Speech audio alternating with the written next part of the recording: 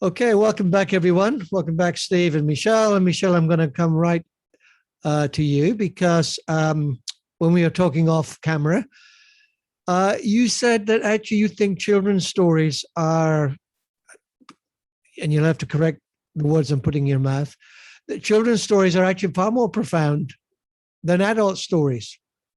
And so in that sense, far more important. Come on, explain yourself. Well, with delight. I think that when I watch films that are created or read books that are created for children, they're often going to much deeper themes than many of the films or even some of the fiction books that are written for adults. I mean, it's literally, I don't exactly know how to put my finger on it, but I usually walk away from watching, like the most recent one that I saw was Encanto by one of the Disney films, and I didn't know what to expect about it, but when I got to the end of it, I was like, oh my gosh, this was a story about family and about belonging and about gifting and these really, really central core themes that I think sometimes when we get to the adult level, our stories are more the whodunit, and they're more plot driven, where it's not that children's stories aren't plot driven, but they weave these aspects of legend and mythology and almost of parabolic, if you will, of sharing really deep things that are foundational to who we are, as we grow and become. So yeah, I love children's stories, and it's not just because I'm working on my first children's book right now. Okay. Come to that your book or more general. You would love to see, I presume, authors who are writing children's books. How Christian should those books be? If you know what I mean. In other words, should they be retelling the stories of the Bible so that kids know them? Is there value in that? Is that really needed? And what other kind of stuff would you love to see written by authors? It's an interesting question, and it's a delicate one, because is there value in telling the stories of the Bible to the next generation? Well, obviously. However, if we don't couch that in that when we retell a story, we're automatically injecting our own interpretation, our own values, our own narrative, our own worldview, and our own theological bent into them. And so I think there's a place for that. But if we're really going to speak to foundational level truths, there's got to be those books that go deeper than kind of just this happened and that happened and this happened and that happened. I mean, there's history books, and then there's literary books that talk about things that are maybe have more thematic type threading with them, with their allegories and their parables. And Jesus didn't necessarily get up and teach by quoting a bunch of Old Testament scripture, even though he did quote it at times that we have recorded at least. He got up and he taught by parables. And so I think if we're going to err on the side of teaching and bringing up the next generation with using the tool of story, we need to really look at parables and literature and myths and legends as really core components of that. Brilliant. Steve, I'm going to jump to you. This is a kind of a tricky question, I think. The thing I admire about you guys is you're not who you once were. You have allowed God by the Spirit to renew you, reposition you. You sought to move on. You've not sought to defend a past. So the stories for both of you, but I put this to you, Steve, the stories that you're going to tell today, 2021, and the stories that you'd be telling, let's say 1991, which is 30 odd years ago, would be two different stories, probably. If you were to write a book today, it would read very differently to a book of 30 years ago. The audience has changed, et cetera, et cetera. How do we hold together those stories? Yeah, we've moved on. We wouldn't do that now because we're so much smarter now, of course, that we're smarter. Uh, but how do we not just spit on the past and say that was rubbish? You know, and then what guarantee is 20 years time we're not going to look back 2021 and say, well, that was rubbish as well. Is there a way of holding that together? The stories from then being valid, but this is where I'm living today. Yeah, well, maybe the jury's out on that one, but I mean, stories are multi-layered, aren't they? Yeah. And yeah, I could tell a bunch of stories in 91 that would be very different to the bunch of stories I might tell now, but with the right measure of self-reflection and space to do so, I do believe there are narratives and themes that run right the way through. So to speak of myself, themes that run right the way back to my childhood, people I was drawn to, places I was drawn to that I still find are true to the story my life and the life of my family is telling. So it's I think some of us. Can I just jump in there, Steve? So there are strands from childhood to the Steve of today. Yeah. How do you view this? Is maybe more testimony or reflecting on life than simply story. But how do you reflect when you look back? Do you see paths as dead ends, or actually they were vital and part of the path? If you know, if you follow what I mean. Yeah. Well, like everyone, there is a temptation, isn't there, to spit in our past and to wake up one day and think, oh, did I really do that?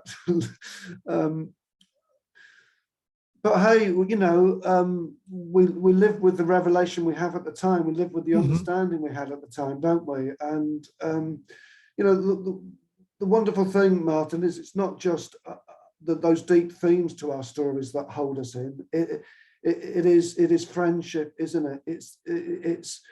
It's those around us whom we love, and that holds us in a way that that maybe we need to be when those moments come, when we want to dish what we were in the light of the wonder that we can perhaps perceive ourselves to be right now. Yeah, that's a dead end street, isn't it? And not a blessing to anyone.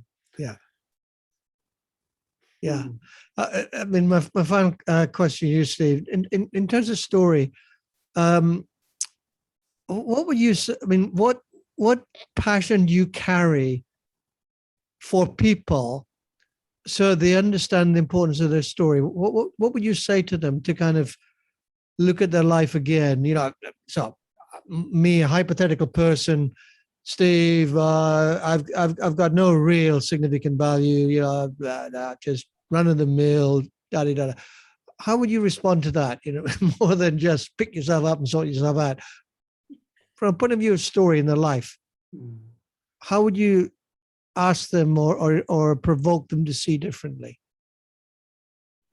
I believe for us all, Martin, there are formative moments that shape so much of what then follows.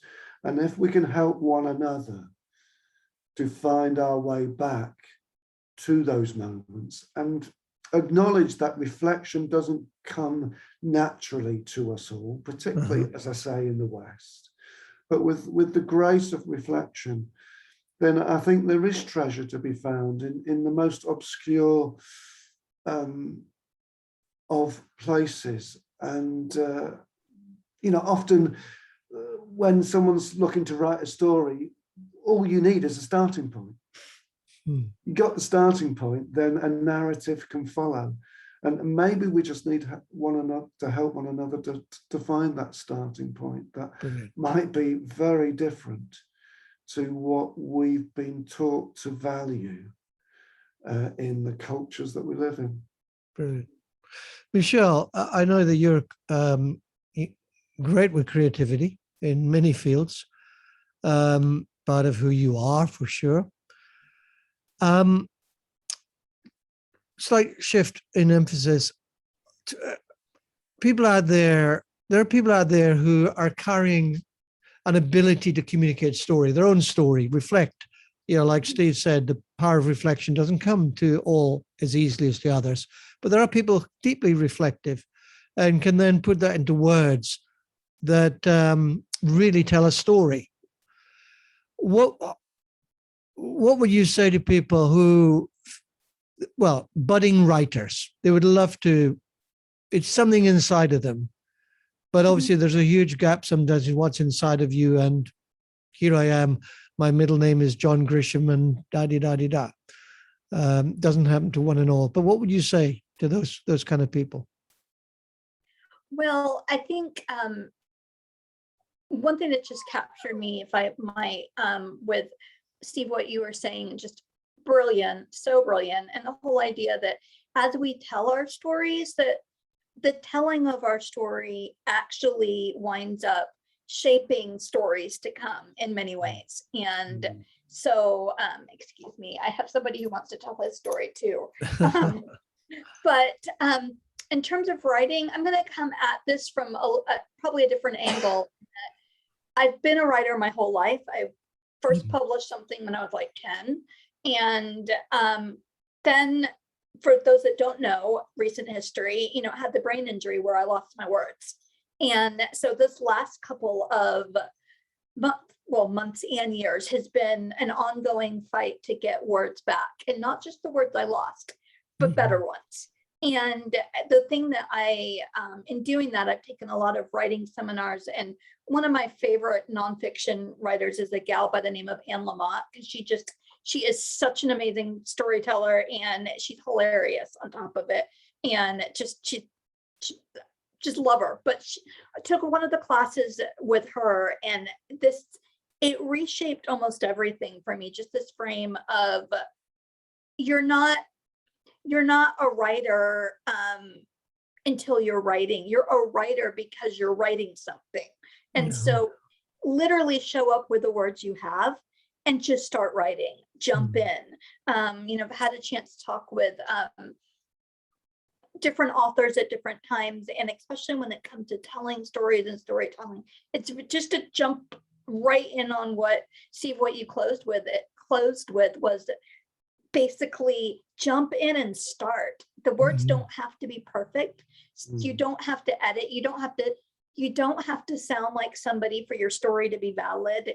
The story, the value in the story is you bring yourself to the page, and don't worry about what it sounds like, and don't worry about, where it's going to go. Get it out on paper, and the rest will sort itself out. And that's a very vulnerable, scary place, especially if you've been brought up in any kind of Western education where some writing is good and some writing isn't good. There's no bad writing. There's only writing that doesn't happen. Very good. Yeah. Steve, any comment you want to make? We're just going to wind down a little bit here, but anything you want to throw in? No, I mean, absolutely precious what you've just said, Michelle. We need the storytellers and the artists to be leading us again. That is for sure.